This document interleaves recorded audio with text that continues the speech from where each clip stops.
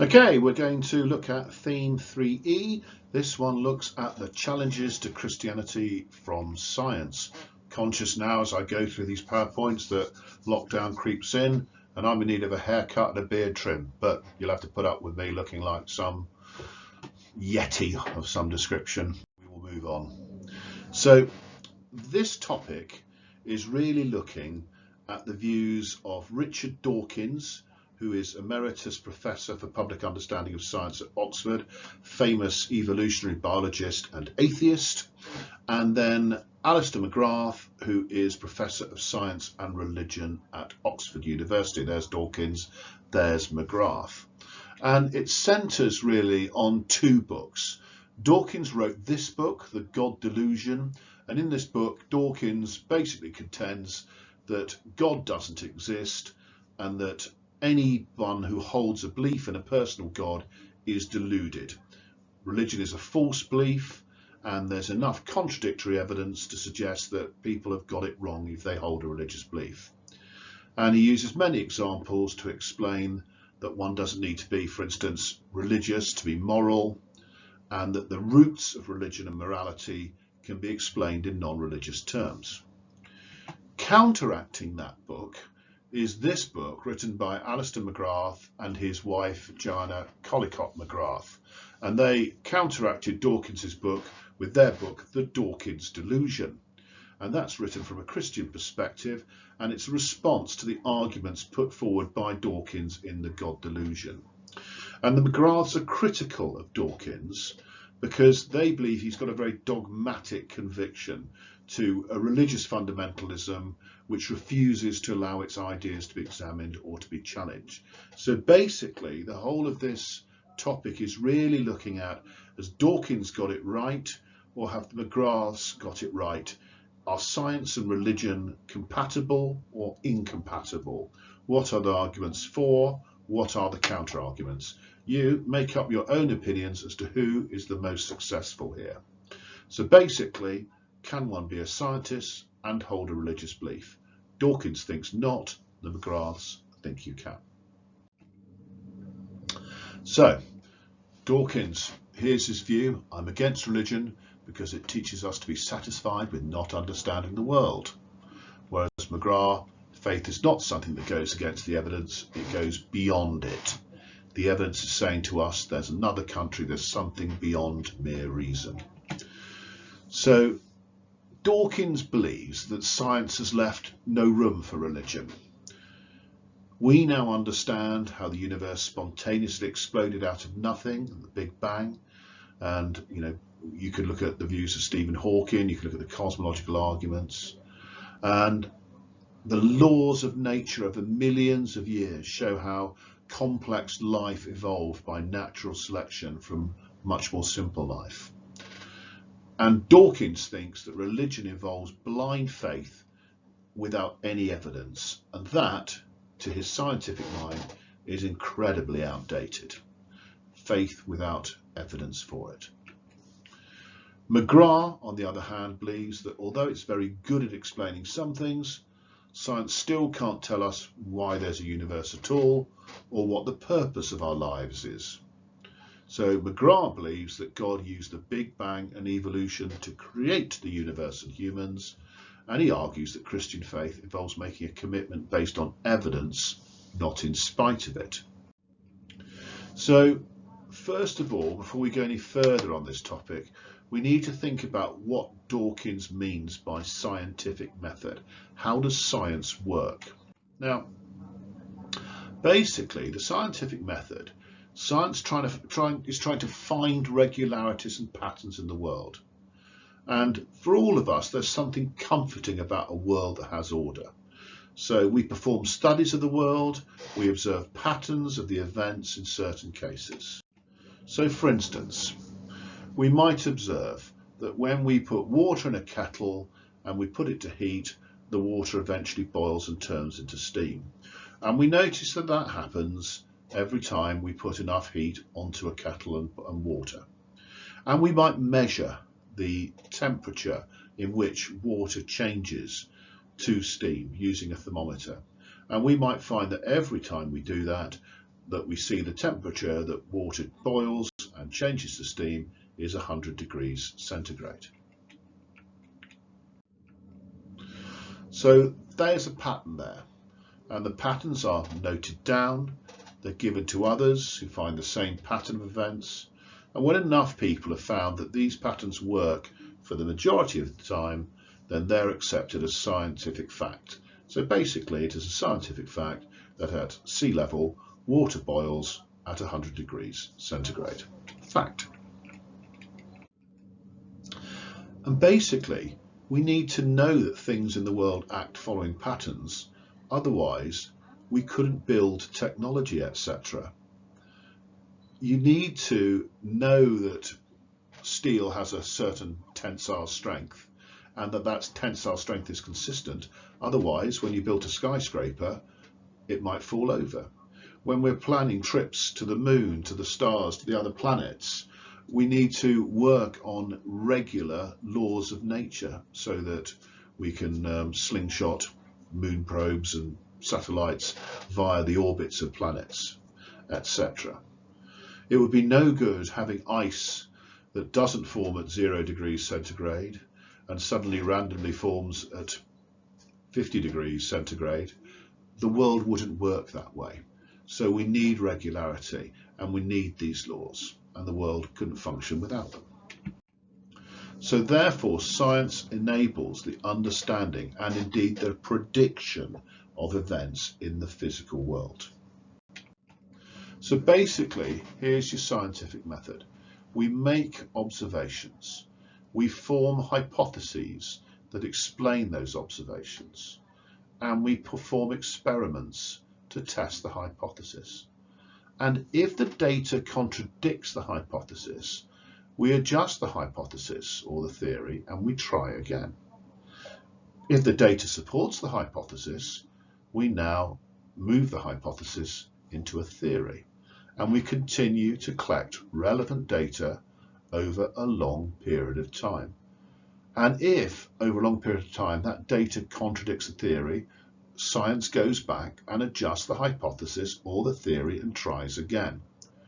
But if finally the data supports the theory over a long period of time, the data now, the theory, the hypothesis, whatever we're going to call it, now becomes a law of nature. Water boils at 100 degrees centigrade at sea level. So where does this stand with the relationship between science and religion? Well, one of the most interesting facts about life is the incredible complexity of the natural world. Just consider almost any element, for example, an eye or a wing. Each of these is composed of numerous processes that work together to accomplish the functions of sight or flight. How did these come to be? Now, Dawkins says that when faced with something that's incredibly complex, humans have tended to turn to a religious answer and just say, God created these. For the idea that an eye or a wing could have somehow come about by chance just seems impossible. And you only have to look at William Paley's design argument as just such an example of that. The idea that, you know, if you came across a watch on a heath, you wouldn't assume it had come there by chance. So you'd assume a designer. The world is more complex than a watch, thereby process of analogy. The universe must have a designer. Now, Dawkins in the God Delusion refers to a contemporary example of this religious argument, and that was first put forward by this guy here, Fred Hoyle. And Hoyle said the chance that higher life forms might have emerged in this way is comparable with the chance that a tornado sweeping through a junkyard might assemble a Boeing 747 from the materials therein. So it's a design argument. You consider that a tornado could blow through a scrapyard and somehow randomly throw together a fully functioning Boeing 747. And for Hoyle, that appears impossible. And so what Hoyle's actually saying is there would appear to be a designer. Dawkins, however, thinks differently and actually uses this example as a counter-argument. So he says, there are two problems with the God hypothesis of design in the natural world. He says, first of all those design arguments basically give you a choice with it was either chance or it was God. Dawkins disagrees with this. He says natural selection actually explains how there can be an appearance of the complex. Seemingly improbable things can come from small and relatively simple causes. Natural selection is the process whereby an organism that's better adapted to the environment tends to survive and produce more offspring. And therefore those traits then help the organism survive. Those traits are passed down to the next generations so that over long periods of time there can be huge and complex developments. So this really is summed up by this chart here. You have your natural selection, your mutation creates variation, unfavourable mutations are selected against, so they die out, and gradually the darker animal survives because being darker for some reason saves you. I don't know what animal we're talking about here, but you get the picture of what we're talking about. And this is linked to Charles Darwin, his theory of evolution, and when he went to the Galapagos Isles, seeing that various finches had evolved different beaks on different islands to eat different types of food: seeds, insects, leaves, birds, fruits, grubs. There's even a tool-using finch, and in fact, if you go to one of the islands, there's even a vampire finch that drinks the blood of seabirds. If you've been watching David Attenborough's Perfect World recently, they feature on it. So that's what Dawkins thinks. So in other words, what he's saying is natural selection breaks down the problem of improbability into smaller pieces. So looking at the development of the eye or wing now doesn't seem that improbable from an evolutionary point of view. And the second problem that Dawkins has with religious answers to design is saying that God designed complex things, for Dawkins, is no answer at all, because God would have to be at least as complex as the thing he designed. So what Dawkins thinks is that religious believers explain a highly improbable things in terms of an even more highly improbable thing. So this would mean, using his Boeing 747 example, that God is the ultimate Boeing 747. It does no good insisting, as some theologians do, that God is simple, because a God who could know everything that's happened, was happening, listen to everyone's prayers, sustain the world, and design complex biological forms of life would have to be very complicated.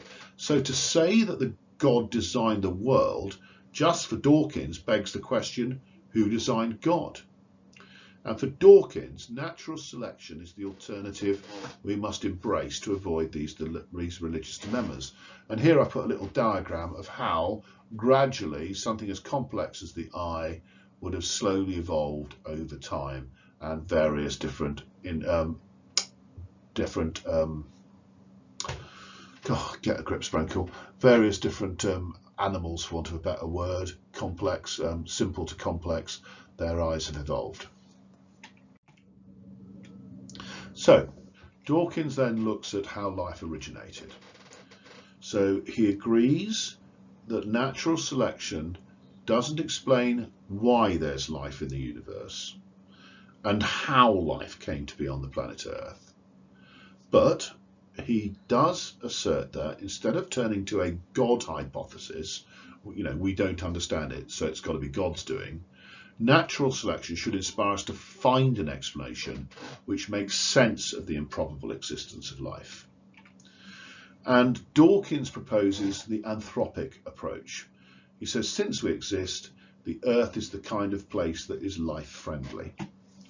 So what Dawkins thinks is when one considers that you've got billions upon billions of planets where life could have developed, is it actually unreasonable to think that the conditions friendly to life could occur on at least one of these planets? So the anthropic principle is basically stating that since we're alive, we're eukaryotic, which means we have the cells of features not present in bacteria, and that we're conscious, our planet has to be one of the intensely rare planets that has bridged those three gaps of being alive, eukaryotic, and conscious. Billions and billions and billions of planets surely there's a chance that life could evolve in just at least one. For Dawkins, that is a more reasonable explanation. Dawkins then goes on to talk about religion actually being an aberration. So for him, religion doesn't offer reasonable answers to questions about life, because for him, religion has been flawed from its very beginning. So his theory is that religion, which he defines as a belief in God, originates as a misfiring in the brain of an otherwise useful activity. So again, he's seeing these things from evolutionary terms, from an evolutionary perspective. So survival of the fittest, etc. So there are many things, Dawkins argues, that give creatures survival value. But at the same time, these things can also lead to destruction.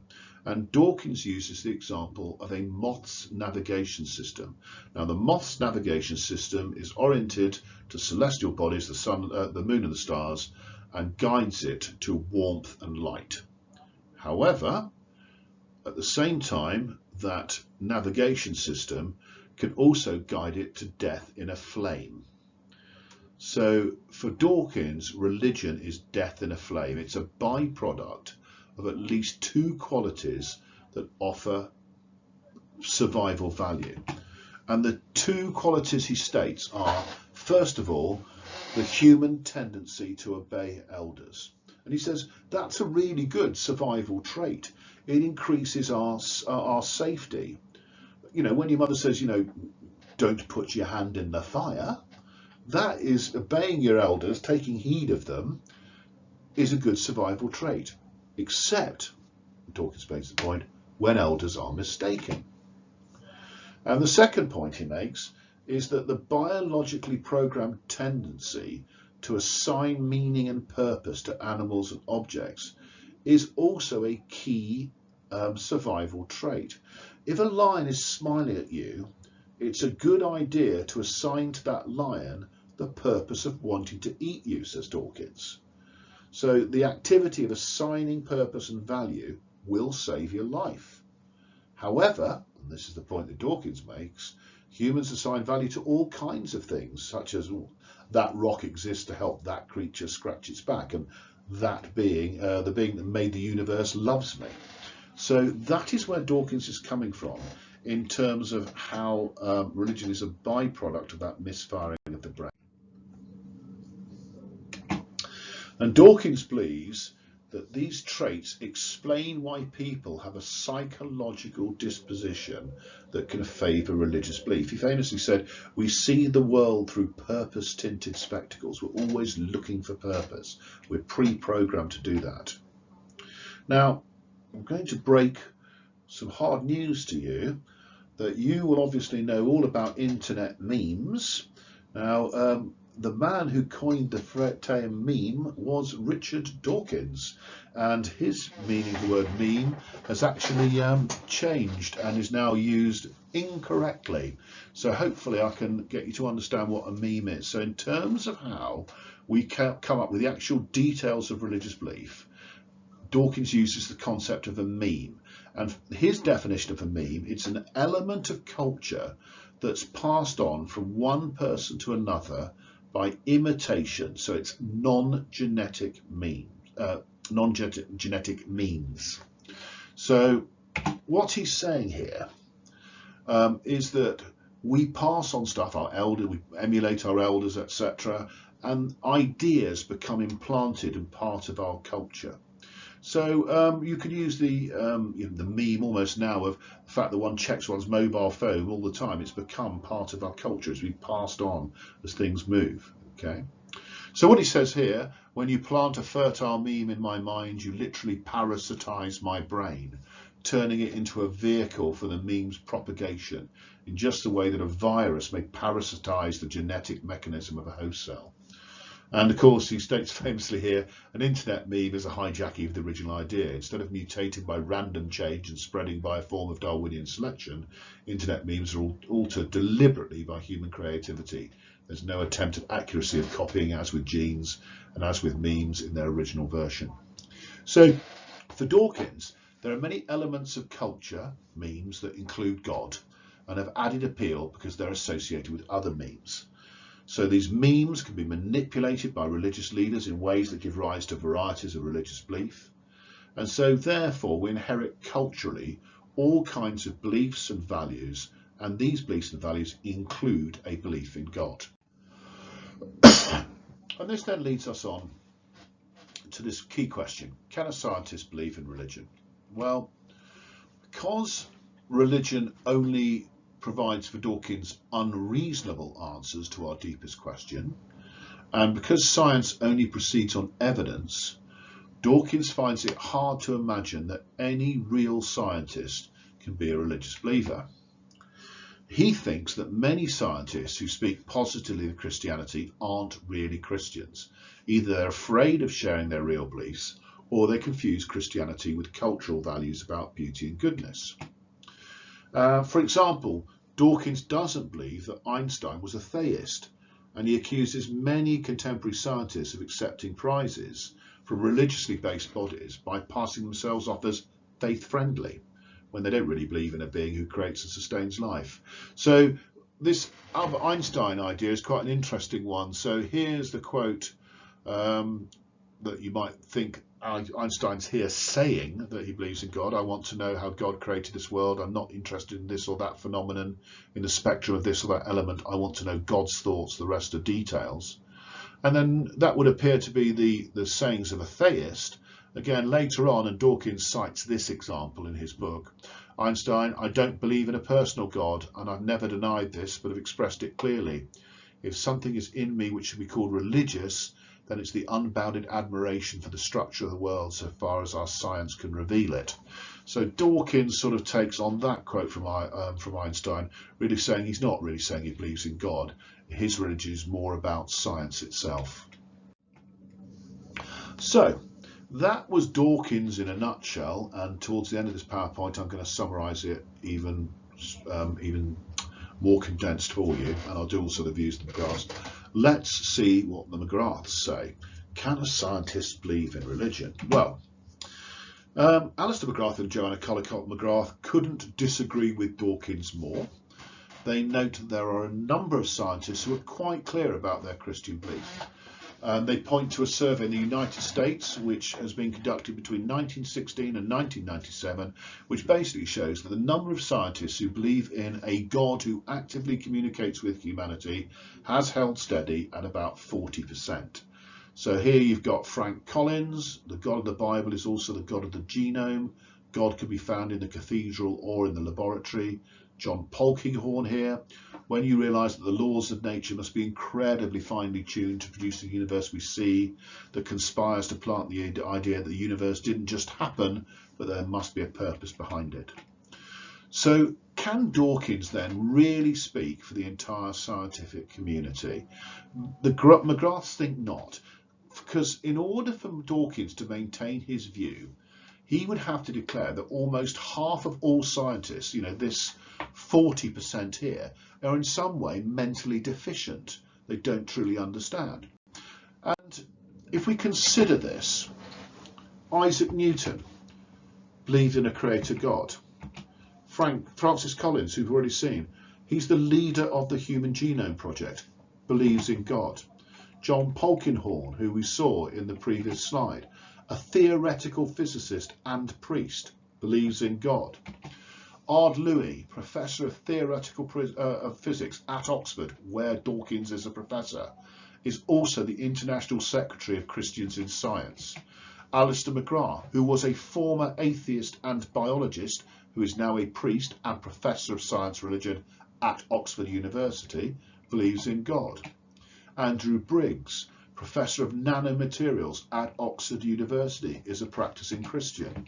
Catherine Blundell, professor of astrophysics at Oxford, is a practicing Christian. Lionel Tarasenko, the head of Department of Engineering at Oxford, is also a lay canon at Christ Church Cathedral. His brother, Sergei Tarasenko, is a nuclear scientist and a practicing Christian. Are all these people idiots? That's the point that the McGraths make. So let's look at some arguments against Dawkins that they've put forward.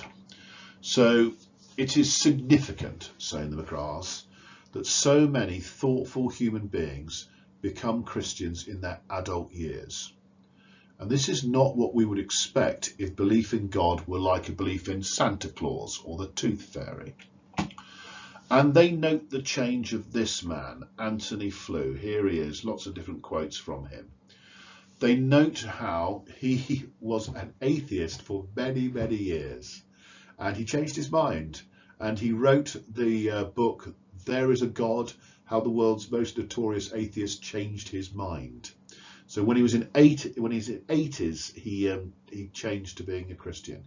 In fact, one of the greatest weaknesses of atheism is the fact that a belief in God persists when, according to Dawkins, there is supposedly no God in which to believe. So you can look at those quotes there from Anthony Flew. Clearly, he believes in God. He changed his mind. And I think this is quite interesting. What made him do it was science. I now believe there is a God. I now think the evidence does point to a creative intelligence almost entirely because of the DNA investigations. What I think the DNA material has done is that it's shown by the almost unbelievable complexity of the arrangements which are needed to produce life, that intelligence must have been involved in getting these extraordinary diverse elements to work together. So that's where Flew is coming from. And the McGraths also have a little pop at Dawkins's science. They say if religion were a virus of the mind with a biological foundation, then one would expect that there would be some scientific evidence to back up this theory. And the McGraths note that Dawkins has provided no evidence. Furthermore, the idea that religious belief reflects a deficient psychology, making faulty assumptions about the natural world, and tends to involve people becoming irrational, leads to violent behaviour, is yet another assertion that Dawkins makes that is presented without evidence. It's non-scientific, his argument. And they would argue, is it wrong to expect an eminent scientist such as Dawkins to present evidence for his ideas? Where's the evidence, Dawkins? So what they argue is this lack of evidence presented by Dawkins in the God delusion shows that actually the God delusion is not a scientific work, it's a work of polemic. And a polemic is basically an aggressive verbal or written attack, which is, and the McGraths say, more designed to reassure atheists whose faith is faltering than to engage fairly or rigorously with religious believers and others seeking for truth. Now, the McGraths find evidence lacking for many of Dawkins's views in the God delusion. They argue that not only has Dawkins reinvented religious belief according to his own negative views, but he's artificially constructed a wall between religion and science, where for many scientists this wall does not exist. And the McGraths point to the writing of this man and the evolutionary biologist Stephen Jay Gould. Now, Gould was himself a skeptic of religious belief, an atheist possibly, and he claimed that science and religion represent what he called non-overlapping magisteria, NOMA. Now you need to refer to NOMA in any essay that you are doing on this topic. So when we use the word magisteria or magisterium, which is the singular, that's the plural, we mean domain of competency. So what Gould is saying here is that the domain of science is the empirical world, the world of data, whereas the domain of religion is questions of ultimate meaning. And for Gould, these two realms do not overlap. There's your Venn diagram. They're non-overlapping magisteria. They're completely separate. They each focus on separate realms of inquiry. And that's what most scientists think. Now, although Gould is an atheist, he accepts there are some things that are specifically religious and some things that are specifically scientific, and they don't overlap. So you're dealing with two different things. Science is asking the how, and religion is asking the why. And the astrophysicist Martin Rees says that ultimate questions lie beyond science. There's never enough evidence to actually prove answers to these questions. There is, you know, the preeminent mystery is why anything exists at all. What breathes life into the equations and actualizes them in a real cosmos? Such questions lie beyond science. They're the province of philosophers and theologians.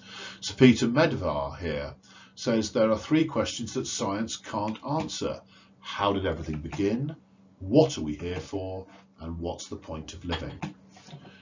Now, the McGraths actually don't like the phrase noma, non-overlapping magisteria. They prefer poma, partially overlapping magisteria. And they think that actually science and faith can interpenetrate each other. They can help each other to become more informed. So they prefer poma to noma.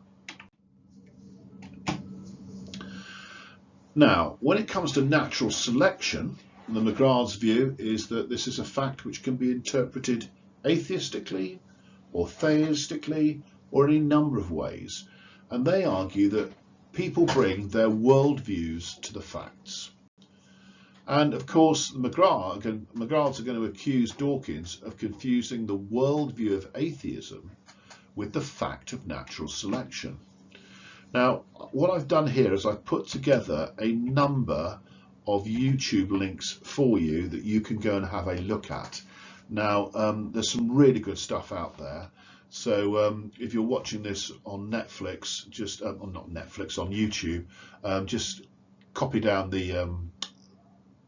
or pause now and copy down this. This is a little clip of McGrath talking about science and reality. Here you've got a McGrath interview on Does God Exist? And a little interview about his attitude to Richard Dawkins and the God Delusion, the book.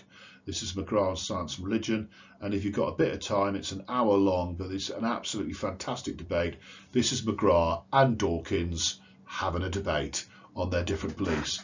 And so if you want to see the whole of the topic summed up with the two very good professors talking through their beliefs, this debate takes place just after McGrath has written the Dawkins Delusion.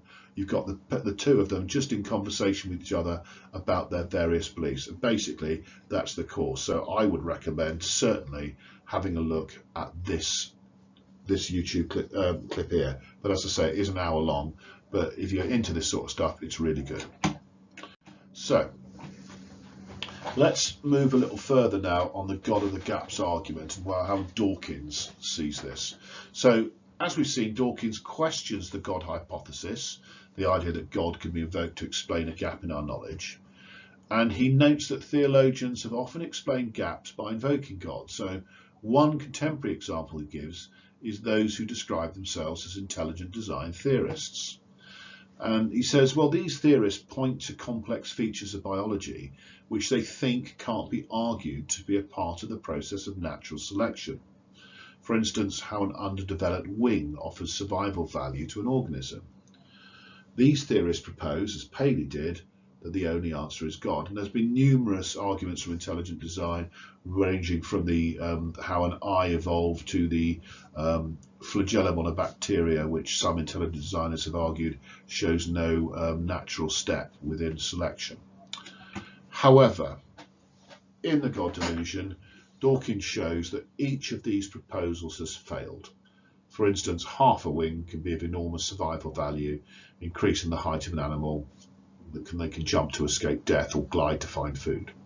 So what Dawkins says, the intelligent design theorists have had to retreat to yet another complex aspect of life that doesn't yet have a natural explanation. But then again, science explains it, so they retreat further and further and further and further as science continues to explain. And what Dawkins says is the problem with this strategy is that as the gaps in our knowledge decrease, God becomes increasingly irrelevant. He retreats further and further away from daily life. And Dawkins notes that since Darwinian evolution explains the complexity of the natural world, what's actually happened is that gap theologians have now had to pin their remaining hopes on the origin of life. How did life start? And Dawkins thinks, however, as soon as science discovers evidence that points to a theory as to how life did start, then God will have disappeared. And Dawkins proposes another way to fill the gap, which no longer, in his opinion, is filled by God. He says, yeah, there's a gap in our lives in the sense that we need to find inspiration and meaning. And for Dawkins, it's science that fills that gap.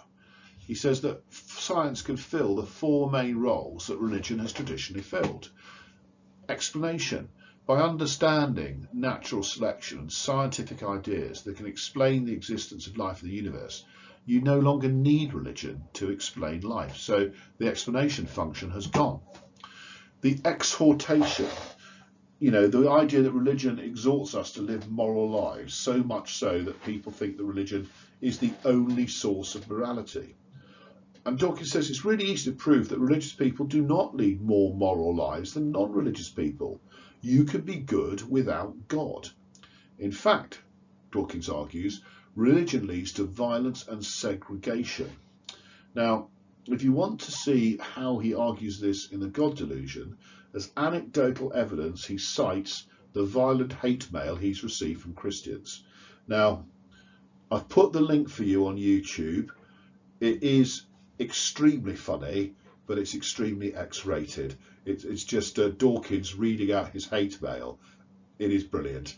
I'll let you decide whether you want to watch it, but you've got to be 18 to access it, guys.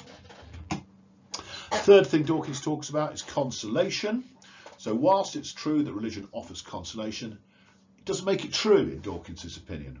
You can find many examples of atheists who are consoled by discovering, for instance, new ways of thinking about the world, Dawkins argues. And finally, he says, inspiration. You don't need religion to be inspired.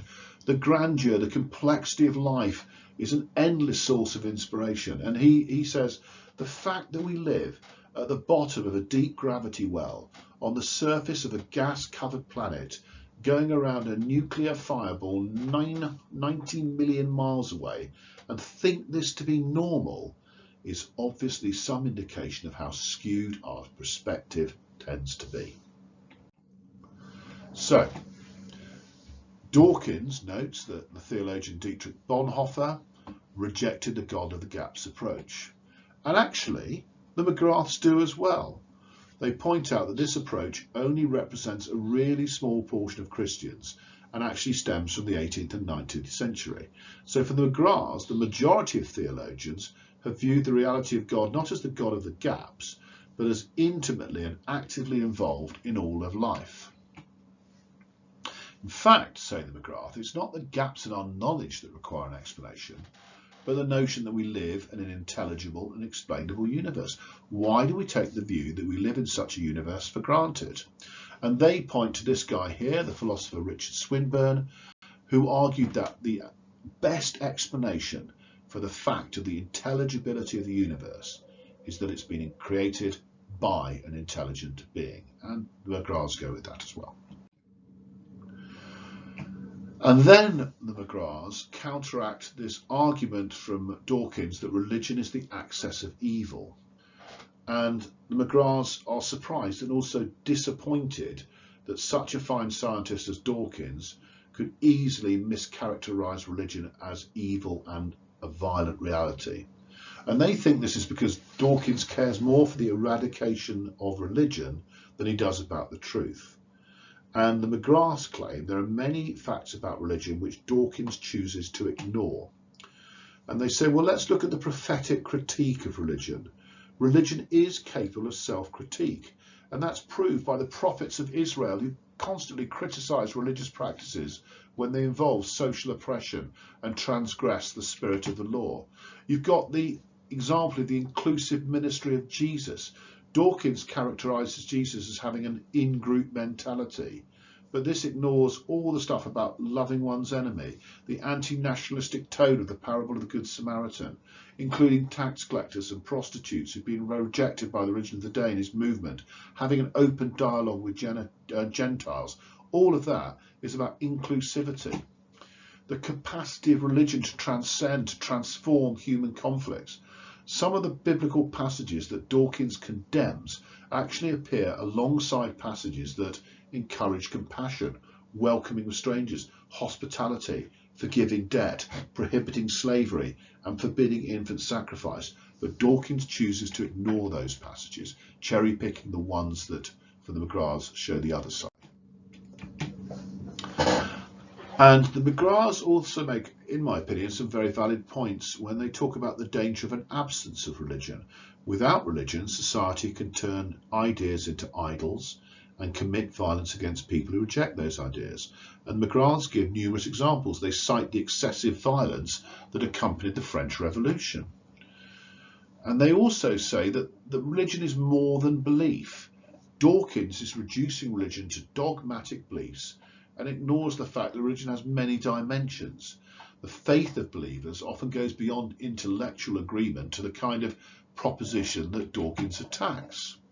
Why, ask the McGraths, does Dawkins ignore the fact that institutionalized atheism, such as that practiced by the Soviet authorities from 1914 to 1941, led to incredible violence? Furthermore, millions were killed by Pol Pot in the name of socialism.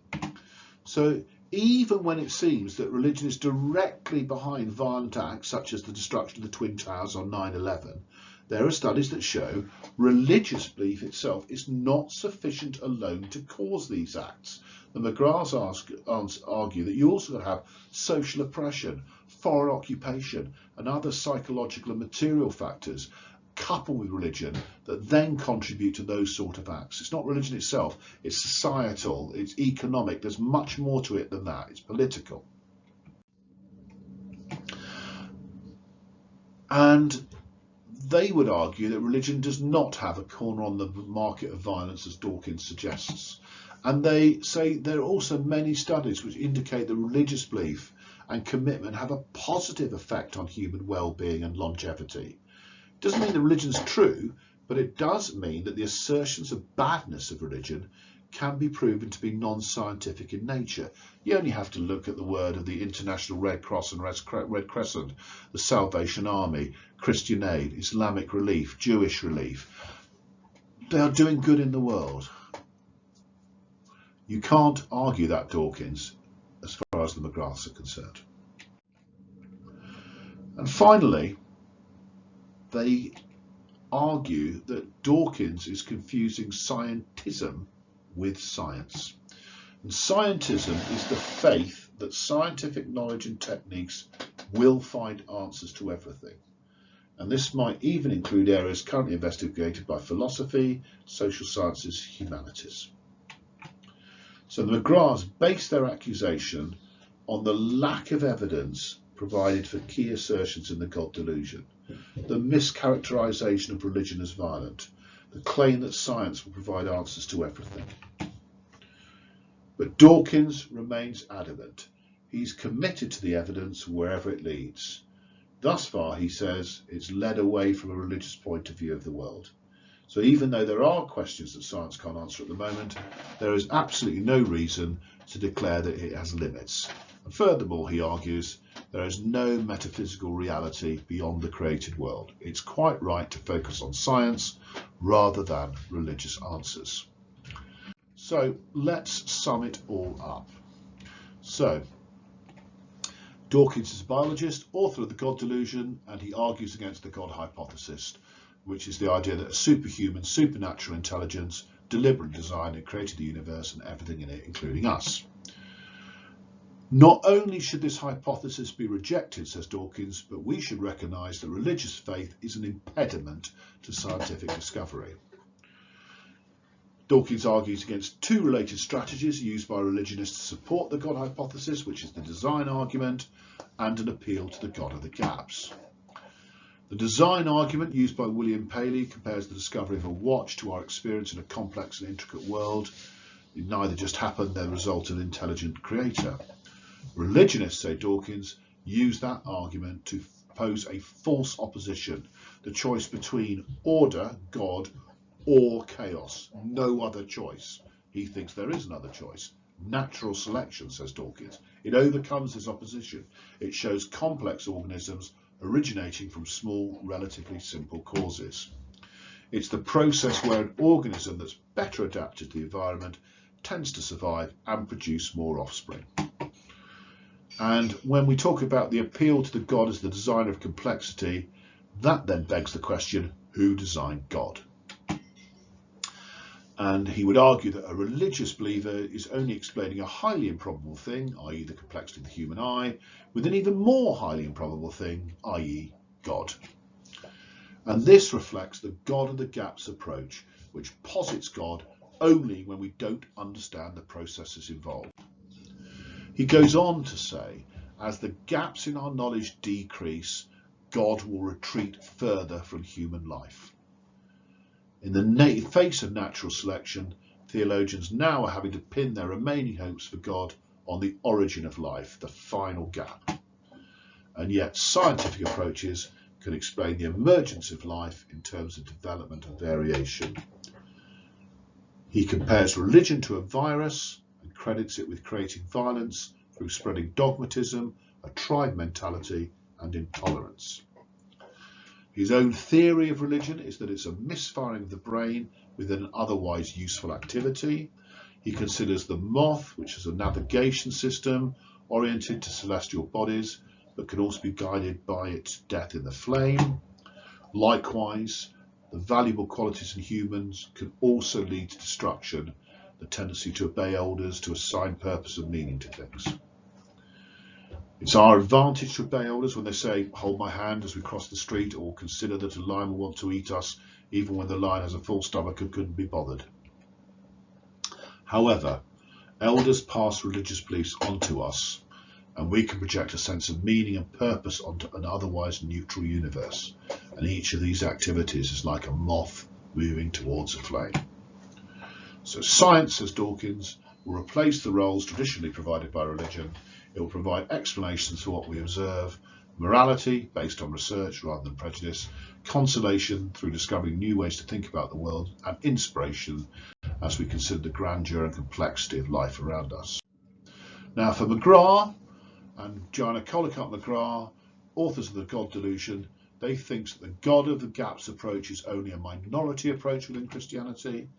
The vast majority of believers see God as underlying all of life, the creator of all processes we see at work.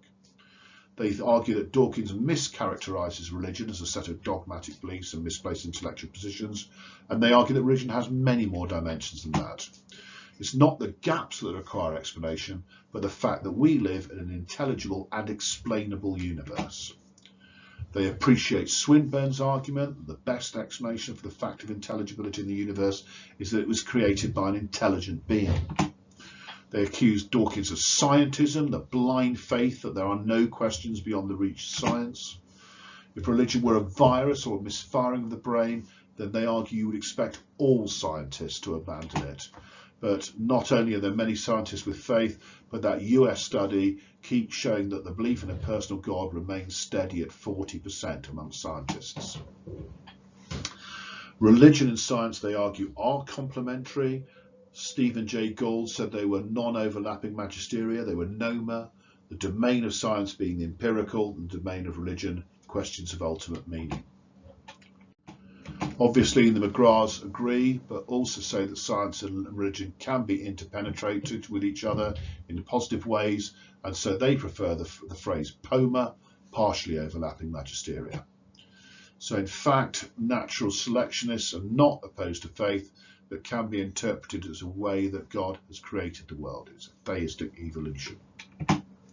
So by presenting religion as a violent force and a virus, Dawkins is ignoring evidence which counts against the view, and that evidence includes the prophetic critique, the inclusive ministry of Jesus, the fact that religion helps conflict, and the danger of an absence of religion.